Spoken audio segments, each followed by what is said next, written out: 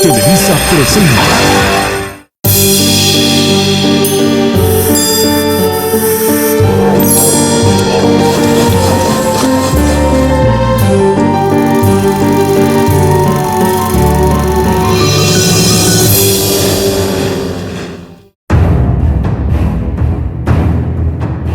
Día con día, los mexicanos seguimos el desempeño que el Ejército y la Fuerza Aérea realizan en temas tan importantes como la reforestación de los bosques, el rescate en casos de desastres naturales o la batalla contra el crimen organizado.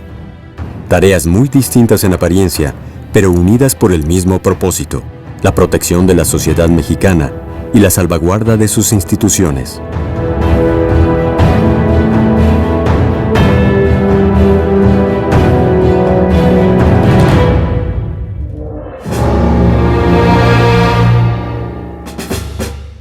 Al comenzar la década de 1940, los mexicanos avanzan hacia la consolidación del Estado revolucionario.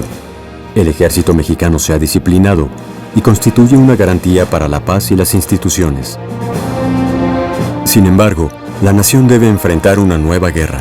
No se trata ahora de una lucha intestina, sino de la mayor conflagración de la historia, la Segunda Guerra Mundial.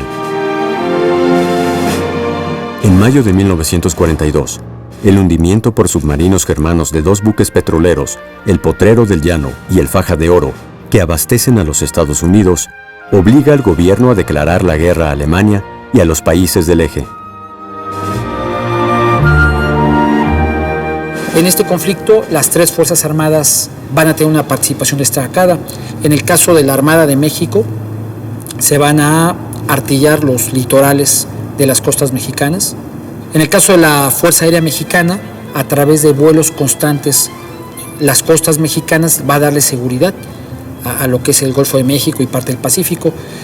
El ejército mexicano va a adquirir muchísimo material de guerra, como son vehículos, cañones, aviones, municiones, material de guerra, fusiles, que se van a comprar al vecino del norte. La Secretaría de la Defensa dispone la creación de 3 regiones militares, la primera en el Pacífico, que inicialmente tuvo su base en Ensenada, Baja California, y finalmente en el puerto de Mazatlán, Sinaloa, comandada por el general Lázaro Cárdenas. La segunda en el Golfo, con base en Veracruz, a cargo del general Abelardo L. Rodríguez. Y por último en el Istmo de Tehuantepec, con el general Joaquín Amaro, al frente de la base de Ixtepec, Oaxaca.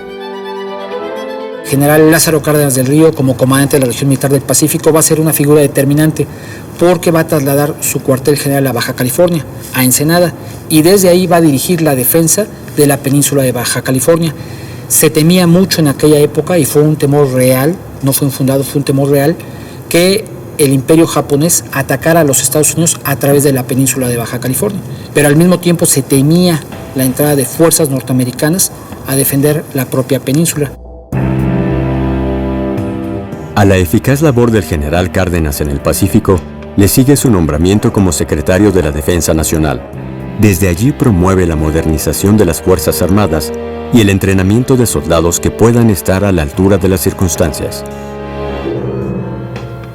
Al día siguiente llegó el general Cárdenas, y nada más se reía el viejo, una risa que tenía medio chueca, ¿no? Pero sabía uno que se estaba riendo. ¿Qué tal durmieron los cadetes? Con su vozarrón que tenía. Muy bien, mi general, todos, como si nos hubieran puesto de acuerdo. Muy bien, mi general. No, pues que le digo, la verdad, pues, más duro que nada, en un petate vil. General Cárdenas era muy duro. Pero él quería sacar soldados, ¿sí? Desde la Secretaría de la Defensa Nacional, Lázaro Cárdenas va a modernizar al ejército mexicano. Lo que Amaro inicia, que es un ejército, que es un sueño amarista de un ejército para un país agrícola, un país de caballos, Cárdenas lo va a llevar a un país moderno, con un ejército pequeño pero moderno, con vehículos, un ejército motorizado, un ejército con aviones y con armamento moderno. La guerra conduce a la activación del Servicio Militar Nacional y a la creación, en 1943, del Estado Mayor de la Secretaría de la Defensa Nacional. Aunque el papel de las Fuerzas Armadas ha sido meramente defensivo hasta este momento, pronto la acción de un grupo de audaces aviadores le involucra plenamente en el combate. Cuando México decide pasar a la ofensiva es ya en 1944 con la creación del Grupo de Perfeccionamiento de Aeronáutica, el famoso Escuadrón 201. Esta unidad va a ser adiestrada en Texas y una vez que es debidamente adiestrada se le va a enviar al frente de guerra de Oriente, específicamente a la isla de Luzón, Filipinas. Ahí se van a enfrentar con el ejército del Tigre Yamashita, uno de los generales más prestigiados del ejército japonés. Estas operaciones van a consistir sobre todo en bombardeo y ametrallamiento de posiciones y de concentraciones japonesas. Se va a luchar de alguna manera por la liberación de Filipinas. Desde entonces y hasta el día de hoy, la notable actuación de las Fuerzas Armadas en la Segunda Guerra está asociada al legendario Escuadrón 201. Durante su adiestramiento fue una de las unidades más destacadas adiestradas en los Estados Unidos. Su récord, según fuentes norteamericanas, es extraordinario y las bajas que le provocó al ejército japonés en el campo de batalla, estamos hablando de más de 30,000 efectivos que conformaban el ejército del general Yamashita, que tenía una totalidad de 80,000 hombres. De ahí que la participación del Escuadrón 201, militarmente hablando, sea amplia y muy exitosa, ¿no?, en el campo de la guerra.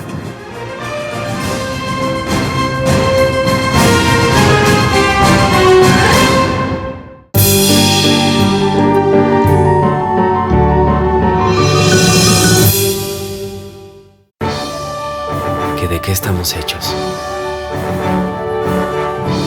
Estamos hechos de un espíritu que no se cansa. Estamos hechos de una mezcla de pasión y entrega. Estamos hechos de la fortaleza de nuestras familias que nos esperan en casa y de todas las familias de México. Unidos somos la gran fuerza de México. Con la protección del Ejército y la Fuerza Aérea, sembramos la semilla de un México seguro para ti y tu familia. Vivir mejor. Gobierno Federal. La verdadera fuerza del Ejército no está en los uniformes ni las medallas. Está en que Ana, Luis, Pedro y cada mexicano pueda dormir tranquilo, con la seguridad de que mientras ellos descansan, existe un grupo de mujeres y hombres que cuidan día y noche lo más importante del país: su gente. Ejército y Fuerza Aérea Mexicanos, la gran fuerza de México. Un México seguro es un México fuerte. Gobierno Federal.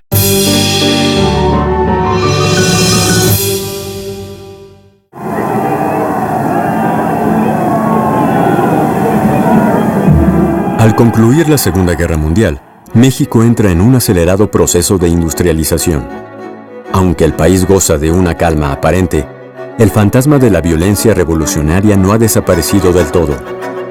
La disputa entre el presidente Cárdenas y el jefe máximo Elías Calles en 1936, la sublevación del general Saturnino Cedillo en 1938 y el amago de un levantamiento encabezado por el general Juan Andreu Almazán en 1940, ponen a prueba la fortaleza de las instituciones y la lealtad del Ejército y Fuerza Aérea mexicanos. Aunque desde 1929 el Partido Nacional Revolucionario había congregado a los militares bajo un mando político único, para 1938 parece recomendable consolidar la lealtad castrense. Buscando asegurar por completo su fidelidad, el presidente Cárdenas incluye a los militares dentro de la estructura misma del nuevo partido oficial, el Partido de la Revolución Mexicana. Para 1950, el gobierno del presidente alemán otorga un gran impulso a la industria militar. La fidelidad del Ejército y la Fuerza Aérea Mexicanos a las instituciones se expresa en la lealtad a su comandante supremo, el presidente de la República.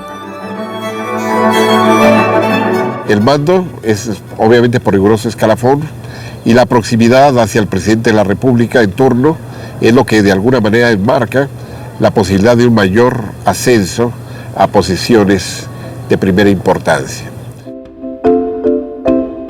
Aunque la inscripción del sector militar en el partido oficial dura menos de 2 años, la lealtad del ejército a las instituciones permanece al tiempo en que el país se transforma. Las ciudades se modernizan y crecen, en parte por la intensa migración desde el campo hasta las ciudades. La asistencia pública del Estado se expresa en una mayor cobertura educativa y de salud, mientras que la oferta cultural también se amplía. No obstante estos avances, las tensiones derivadas del desarrollo se presentan muy pronto. Las manifestaciones de ferrocarrileros, petroleros, maestros y médicos en busca de libertad sindical o de mejores salarios ocupan la atención pública. Comprometidos el ejército y la Fuerza Aérea a obedecer las órdenes del presidente, su intervención en el control de estas manifestaciones resulta delicada. La misión que le es encomendada, preservar el orden público, no es sencilla y tampoco grata. El ejército no tiene un sí, un no. Cumple órdenes. Aunque a veces no le gusta. No siempre le gustan las órdenes que cumple, pero las cumple.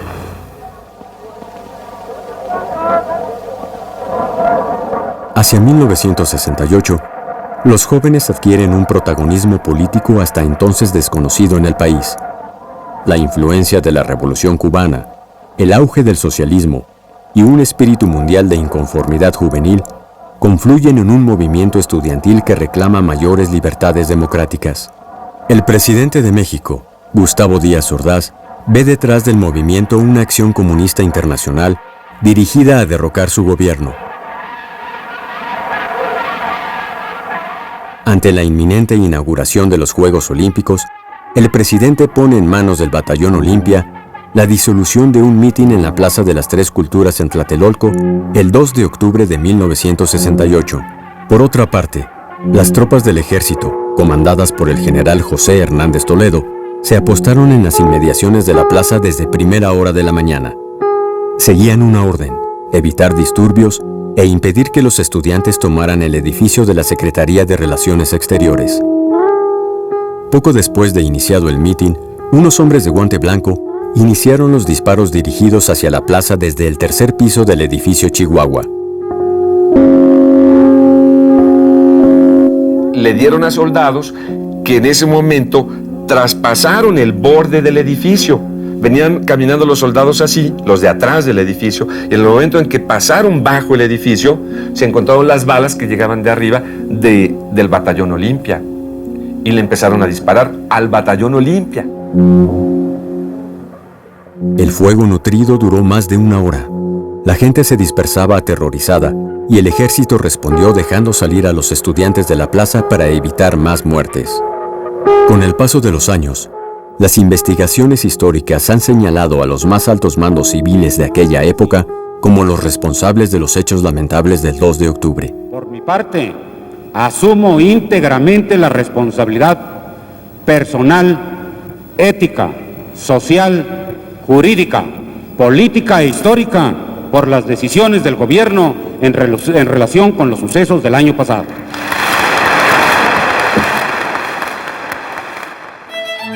A partir de la década de los 70, el gobierno federal optó por alejar a las Fuerzas Armadas de los conflictos civiles.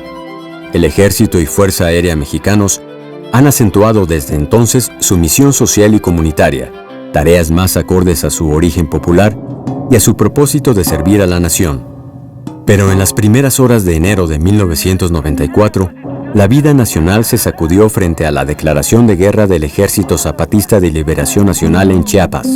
Con el ataque y ocupación de San Cristóbal de las Casas y otras cabeceras municipales, la guerrilla zapatista inició una campaña en la que exigía la destitución del presidente Carlos Salinas de Gortari.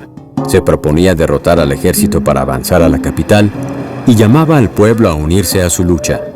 Tras 12 días de enfrentamientos y con bajas tanto de zapatistas, policías y el ejército, el presidente Salinas anunció el cese al fuego. A partir de ese momento, comenzó la búsqueda de una salida política al conflicto. A pesar del tiempo transcurrido, numerosas mesas de diálogo, comisiones legislativas y gubernamentales y varios mediadores, unos acuerdos firmados en San Andrés Larráinzar e incluso la modificación constitucional en materia indígena de 2001, Hasta la fecha, el ejército ha permanecido en el estado de Chiapas, con varios puestos de seguridad militar y bases de operaciones militares resguardando la zona. El conflicto zapatista aún no ha encontrado su solución política, la única posible.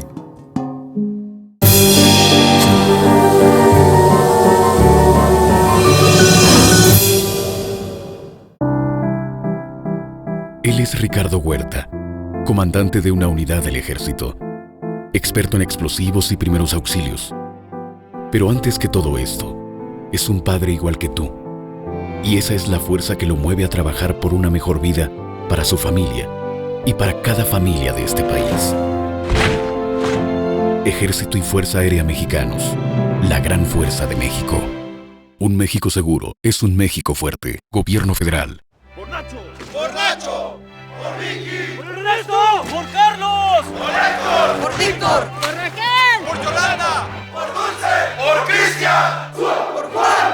¡Por Paquito! La verdadera fuerza de nuestro ejército es la gente. Por eso nos esforzamos día con día, por cada uno de los mexicanos que sueñan con un mejor país, por el México que todos deseamos. Ejército y Fuerza Aérea Mexicanos, la gran fuerza de México. Un México seguro es un México fuerte. Gobierno federal.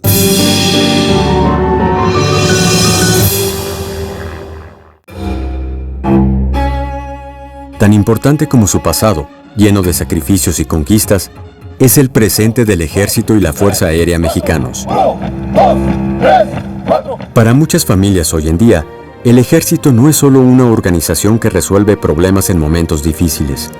Es también una institución prestigiosa a la cual recurren muchos jóvenes con el propósito de continuar sus estudios y seguir una carrera en beneficio de ellos mismos, de sus familias y de la nación a la que pertenecen. El Ejército y la Fuerza Aérea son, en suma, una oportunidad.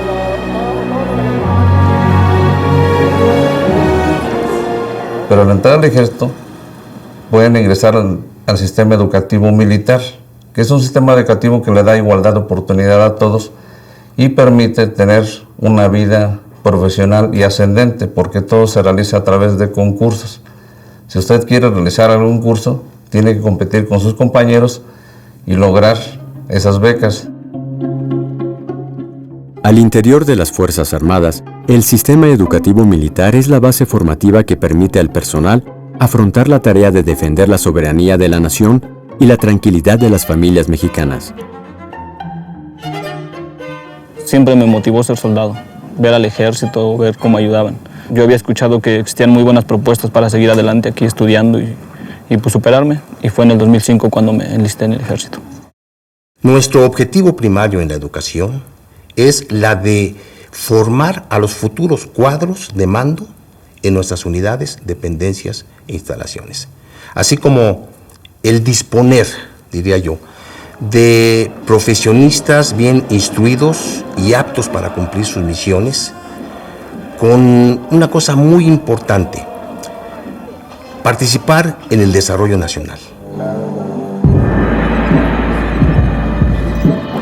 Dotado de planteles de nivel superior, medio superior, de capacitación y de educación a distancia, el sistema educativo militar imparte 297 cursos en 35 distintas instituciones con una certificación rigurosa y un programa permanente de becas en México y en el extranjero.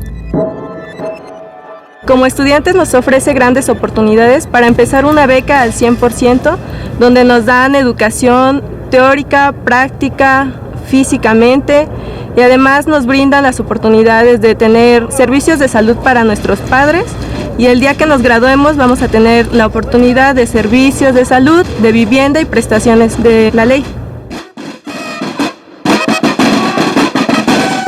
Sin menoscabo de la importancia que los contenidos académicos tienen en el sistema de educación militar, son los valores los que constituyen su esencia.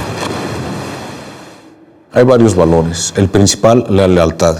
Una lealtad a toda prueba. Así lo marca la historia y en estos tiempos nadie lo puede poner a duda.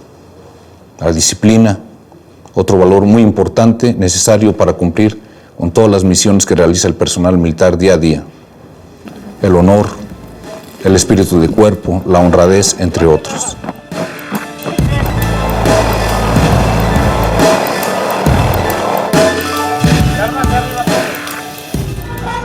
La incorporación de un número creciente de mujeres, incluso en áreas antes reservadas a los hombres, es una importante conquista de las Fuerzas Armadas.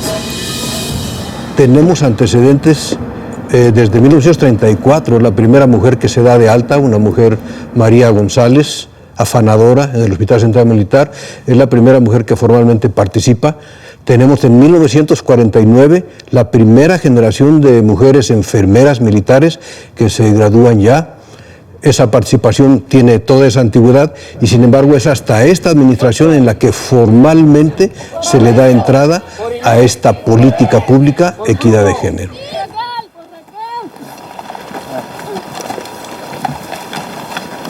Día con día, cada vez más mujeres se enlistan en las filas del Ejército y la Fuerza Aérea. Tenemos 300 mujeres policías militares que están trabajando en áreas operativas en combate al crimen organizado. Tenemos la apertura de 7 planteles militares, más 3 que ya tenían. En 10 planteles militares la mujer está participando de manera muy igualitaria, de manera además muy responsable, con mucho talento. Entonces, todo esto tiene que ver con el reclutamiento de la mujer. La propia Secretaría se marcó la meta de que fuera al 7%. Esto es, llegar a un aproximado de 12.500 mujeres en el Ejército. Les puedo informar que en este momento la perspectiva es que esta meta se va a alcanzar. No importa si seamos hombres o seamos mujeres, el compromiso debe de ser el mismo. Es con nosotros mismos, con nuestra sociedad, con nuestras familias, con México.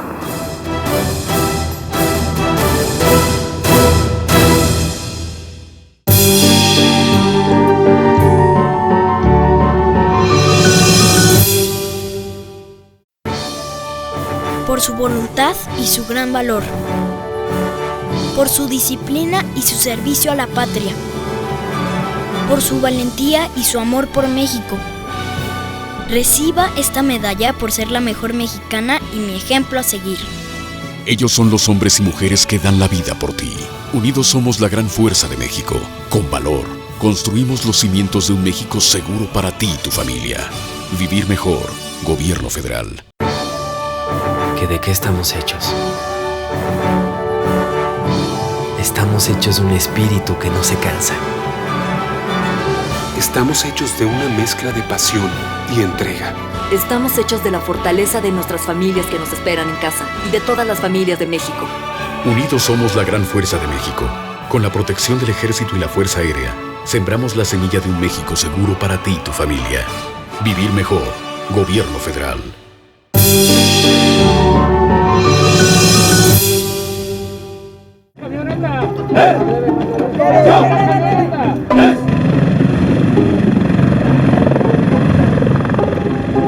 Junto a la educación, es el adiestramiento militar lo que confiere a las Fuerzas Armadas la eficacia que necesita para su desempeño. El adiestramiento es una actividad primaria dentro del Ejército y Fuerza Aérea, puesto que con esta actividad es donde los soldados adquieren las habilidades, destrezas, conocimientos para poder llevar a buen término el cumplimiento de las misiones que tiene asignadas precisamente estas dos instituciones. El sistema de adiestramiento militar se lleva a cabo en forma permanente desde la instrucción elemental para el soldado de reciente ingreso, su integración a unidades de diversos niveles, hasta la capacitación de mandos y estados mayores de las grandes unidades operativas. En la primera fase del adiestramiento, también llamado básico individual, se imparten los conocimientos necesarios para que los militares de reciente ingreso puedan adaptarse al ámbito castrense. Se le enseña a saludar, se le enseña a marchar, se le empiezan a enseñar conocimientos de legislación militar. Desde este nivel se le empieza a desarrollar una cultura para el respeto de los derechos humanos. Asimismo, se les desarrolla la capacidad física a través de actividades de educación física y deportiva.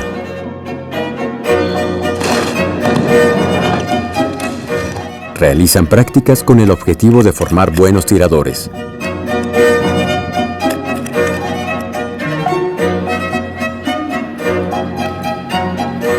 En la segunda fase del adiestramiento, llamada por función orgánica o específica, se capacita al soldado en habilidades y destrezas específicas según la función que desempeñará en su equipo o conjunto al que se le asigna.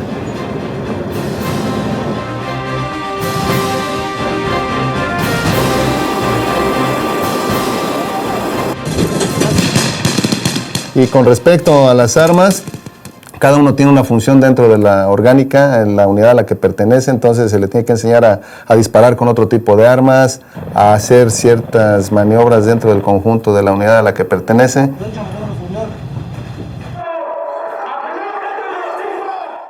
En la tercera fase, que es considerada como adiestramiento de unidad, se instruye a estas a partir del nivel de pelotón hasta batallones y regimientos de las armas para que se desempeñen eficientemente en el cumplimiento de las misiones tácticas que les sean asignadas.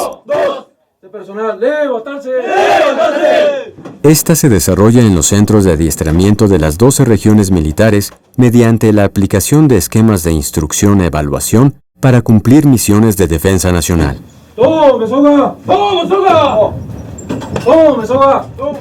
La cuarta y quinta fases son las más especializadas y se realizan en el Centro Nacional de Adiestramiento de Santa Gertrudis, Chihuahua. En la cuarta fase, se desarrolla el adiestramiento de armas combinadas que realizan conjuntamente las unidades de las diversas armas del ejército.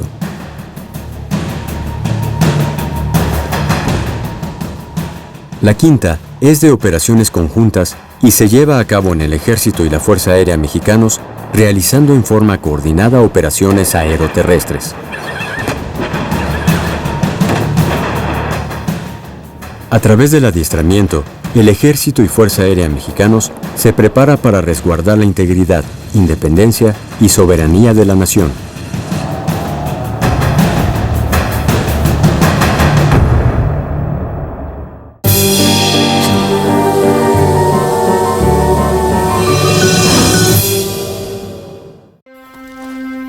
La verdadera fuerza del ejército no está en los uniformes ni las medallas.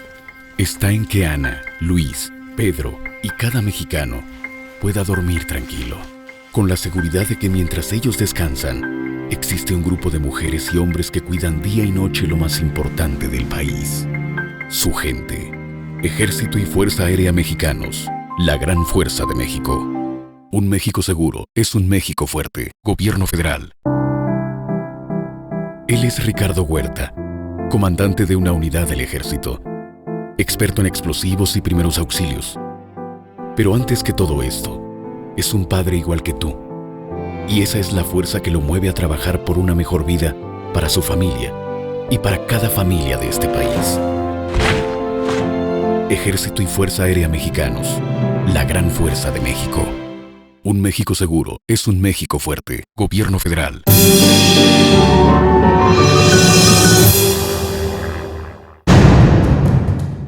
Asegurar la independencia y la soberanía de la nación es el primer compromiso del Ejército y la Fuerza Aérea Mexicanos.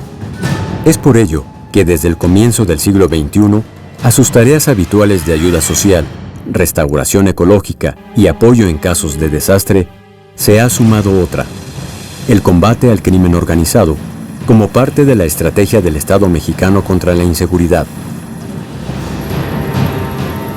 Aunque el narcotráfico es la actividad ilegal más importante del crimen organizado, a esta se suman otras que lastiman profundamente a la sociedad mexicana, como el secuestro, la extorsión y la trata de personas.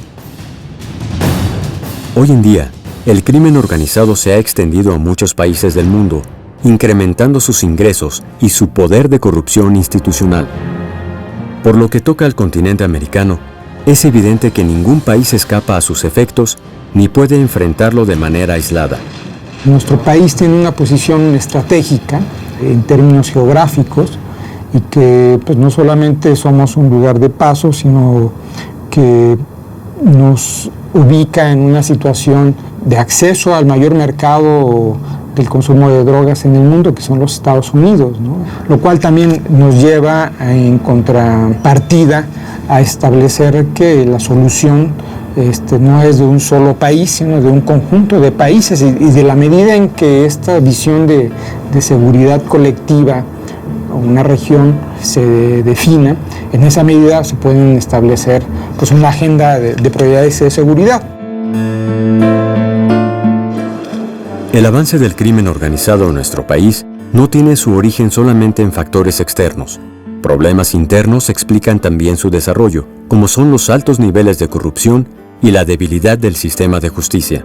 El problema del crimen organizado y el narcotráfico en México responde a una mezcla de factores de debilidad institucional estructural del Estado mexicano con una multiplicación del fenómeno delictivo especializado en estas actividades.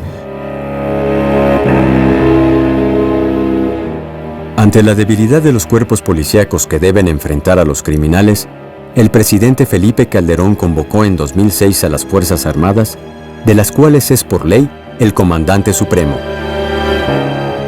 La participación del Ejército y Fuerza Aérea mexicanos en la estrategia constituye la principal fuerza de contención del fenómeno delictivo, proporcionando al Estado mexicano los espacios necesarios para pertrecharse en otras áreas sensibles y estar en condiciones de enfrentar el desafío bajo una estrategia integral. Es una necesidad de última instancia por incapacidad de tener otros instrumentos del Estado a los cuales se puede recurrir. O sea, las estructuras civiles del Estado no pueden con el problema. En la lucha que el Estado mexicano mantiene contra delitos como secuestro, extorsión y trata de personas, las Fuerzas Armadas han sido un valioso apoyo de los cuerpos policíacos. Por lo que toca al narcotráfico, el personal militar se ha orientado a la captura de capos y lugartenientes de organizaciones delictivas. Se ha empeñado también en la destrucción de plantíos, secaderos, bodegas, laboratorios y pistas de aterrizaje clandestinas, así como en la intercepción de estupefacientes en todo el territorio nacional. La Fuerza Aérea, dentro de la misión de seguridad interior, lleva a cabo actividades en el combate integral contra el narcotráfico y la delincuencia organizada. Esto lo ha realizado mediante operaciones aéreas, de vigilancia aérea, de reconocimiento, de transporte, de erradicación de cultivos ilícitos mediante la fumigación por aspersión aérea y la intercepción de aeronaves ilícitas. Pero el combate que libran las Fuerzas Armadas contra el crimen no es ni debe ser permanente. Se trata de una labor temporal realizada por instrucciones del presidente de la República en apoyo a los cuerpos civiles de seguridad pública de los 3 niveles de gobierno. Más que nada, nosotros estamos en apoyo a la policía, a los que son encargados de la seguridad pública. Actuamos en apoyo con ellos, porque en sí no es nuestra misión directamente. Aunque la intervención de las Fuerzas Armadas en la lucha contra el crimen organizado ha suscitado algunas opiniones negativas, la mayoría de los mexicanos aprueba su desempeño. La gente en México quiere al ejército, ven al ejército como una institución que los va a proteger. Incluso en muchas encuestas de opinión, la gente percibe al ejército y a la marina como instituciones con muy bajo nivel de corrupción, y esto va de la mano con el alto nivel de aceptación que tiene en la opinión pública. Es un gusto para mí servir a mi país, porque pues para eso me enlisté en el ejército. Me gusta andar trabajando, andar combatiendo, prestar ayuda más que nada, a darles un aliento de que pues aquí estamos y estamos para servirles.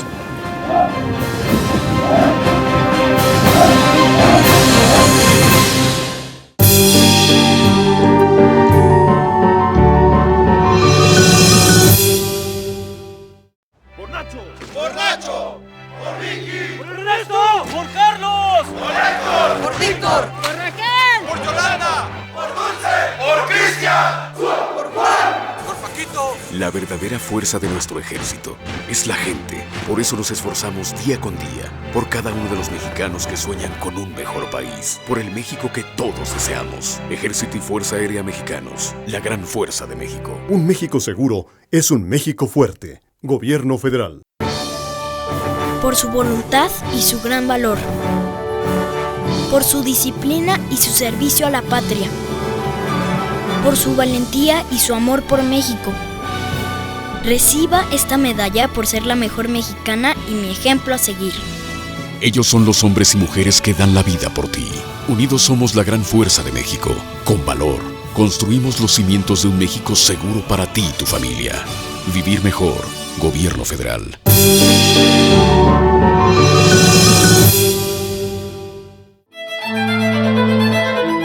En marzo del año 2000, la Suprema Corte de Justicia de la Nación legitimó la actuación de las Fuerzas Armadas en el combate contra el crimen organizado.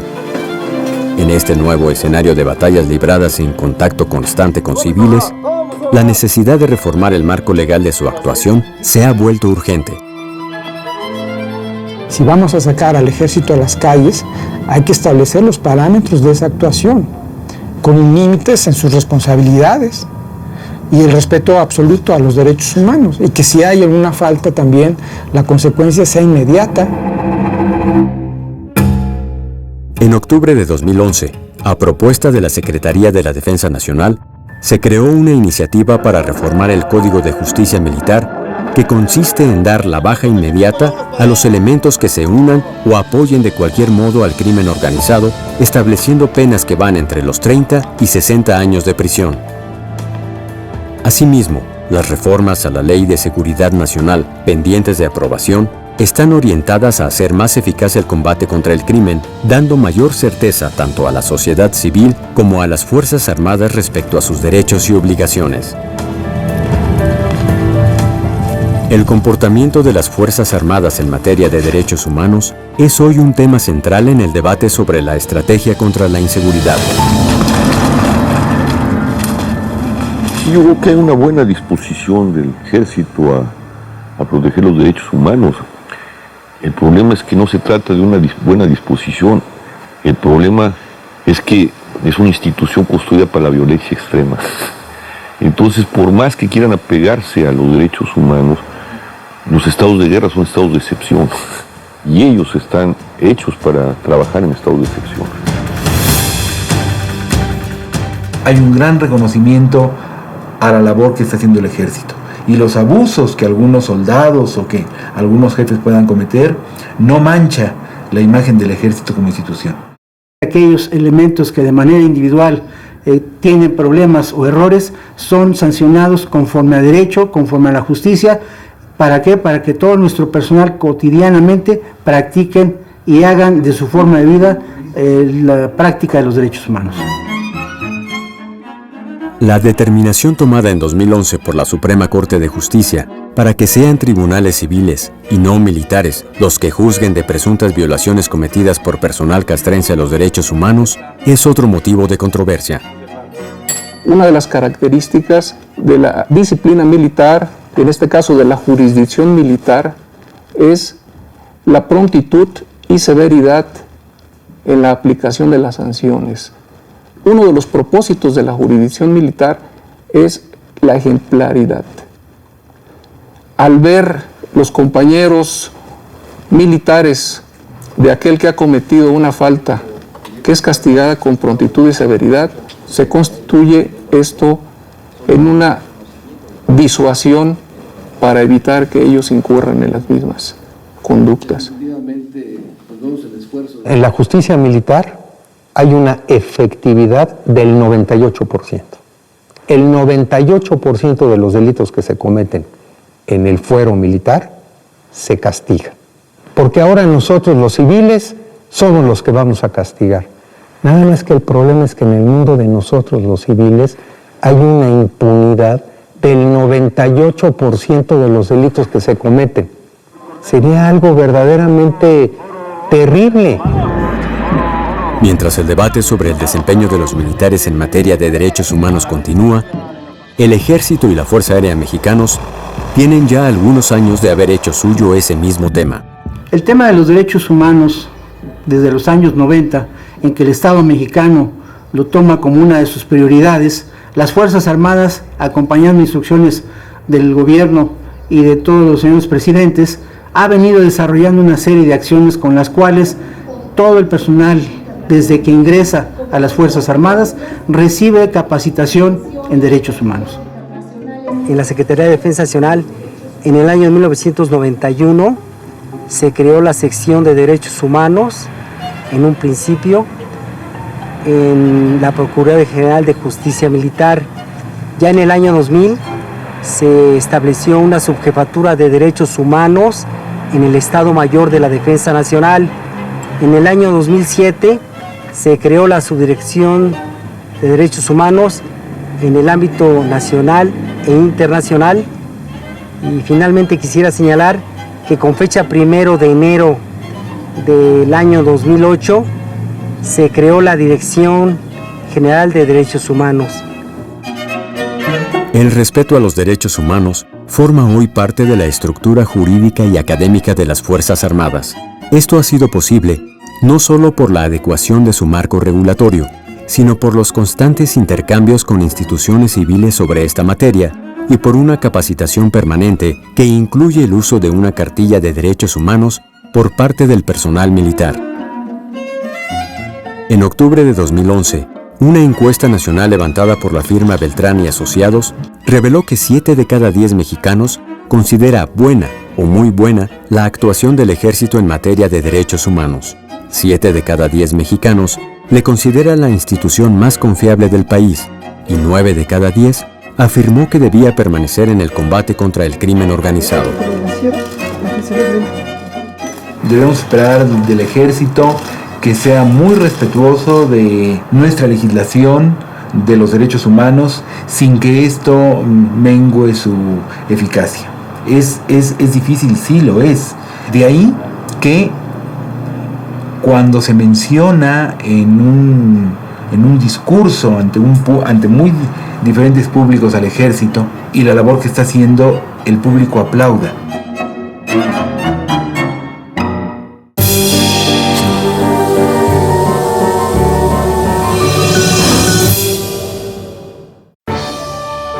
¿De qué estamos hechos? Estamos hechos de un espíritu que no se cansa. Estamos hechos de una mezcla de pasión y entrega. Estamos hechos de la fortaleza de nuestras familias que nos esperan en casa y de todas las familias de México. Unidos somos la gran fuerza de México. Con la protección del Ejército y la Fuerza Aérea, sembramos la semilla de un México seguro para ti y tu familia. Vivir mejor. Gobierno Federal. La verdadera fuerza del Ejército no está en los uniformes ni las medallas. Está en que Ana, Luis, Pedro y cada mexicano pueda dormir tranquilo, con la seguridad de que mientras ellos descansan, existe un grupo de mujeres y hombres que cuidan día y noche lo más importante del país: su gente. Ejército y Fuerza Aérea Mexicanos, la gran fuerza de México. Un México seguro es un México fuerte. Gobierno Federal.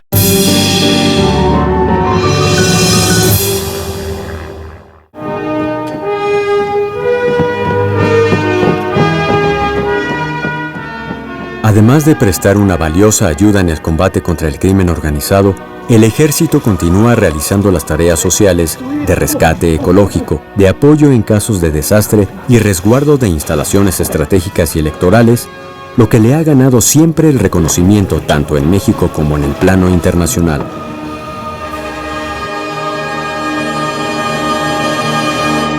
En un mundo donde el cuidado del medio ambiente se ha vuelto imperativo, el papel del Ejército y la Fuerza Aérea ha sido y sigue siendo fundamental.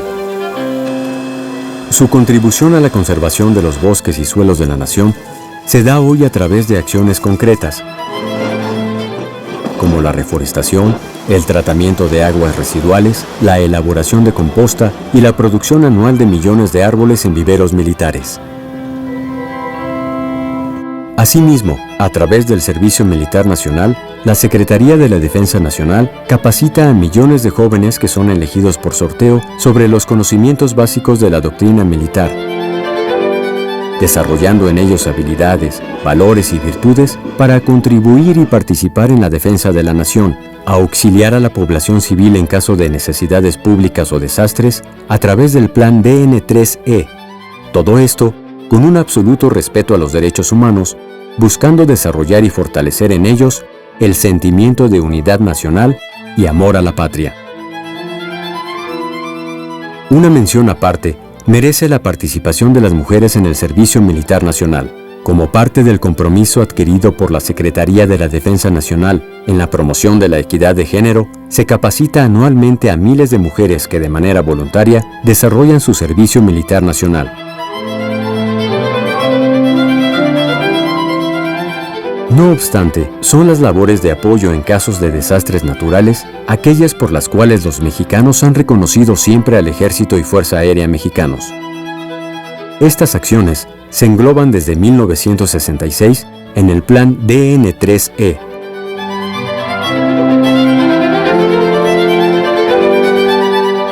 En la fase de prevención se coordina con las autoridades civiles, en este caso de Protección Civil, para ver cuál es la zona de riesgo. Entonces se dan pláticas a las personas civiles para que en primera instancia empiecen a evacuar la zona que ya está contemplada para un riesgo. Ya en la contingencia se presenta el fenómeno y nosotros realizamos todas aquellas actividades de auxilio, de rescate, de cuidar la vida principalmente de las personas y ayudarlos a cuidar sus bienes. En la siguiente última fase se realizan todas aquellas actividades de recuperación en la cual, que una vez que pasa el fenómeno, ayudamos a toda la comunidad, a todas las personas a restablecer sus condiciones de vida y situación normal. Si bien las tareas de rescate incluyen algunos casos de desastre internacional, como en los casos del huracán Katrina en Nueva Orleans en 2005 y el terremoto de Haití en 2010, las muestras de agradecimiento locales son las que el personal militar recuerda especialmente. Los niños lo agradecen mucho, nos han dado cartas en la cual dice que gracias Ejército Mexicano por el apoyo que nos han brindado, y eso es una motivación más para que nosotros sigamos adelante con la labor. El Ejército Mexicano, especialmente reconocido en el ámbito internacional por lo que concierne al Plan DN3E, ha sido aceptado por unanimidad de sus miembros para ser sede y ejercer la presidencia del 30º ciclo 2012-2013 de la Conferencia de Ejércitos Americanos, de la que es miembro desde 2001. El Ejército Mexicano, al tomar la presidencia, adquiere la importancia para dirigir los trabajos, para dirigir los consensos a través de todos los eventos que son las conferencias, las reuniones, diferentes talleres, diferentes ejercicios en los cuales se logran los consensos necesarios para desarrollar ciertas acciones que benefician a los países de los cuales pertenecen los ejércitos. Hoy el Ejército y la Fuerza Aérea avanzan junto a la sociedad y al Gobierno de México en su propósito de construir un país mejor y más fuerte, tolerante, plural y democrático.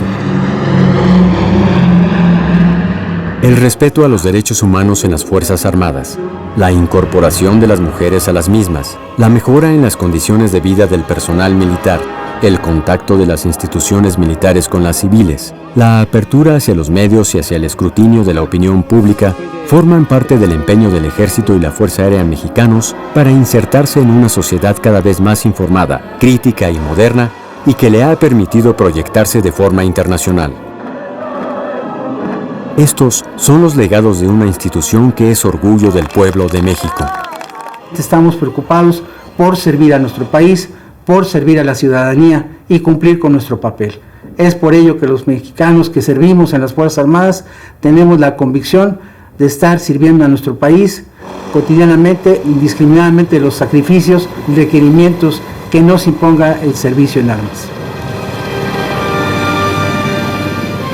El pueblo de México está consciente de todos los sacrificios y los esfuerzos que hacen las Fuerzas Armadas para cumplir con su papel. Nuestro compromiso es con el pueblo de México.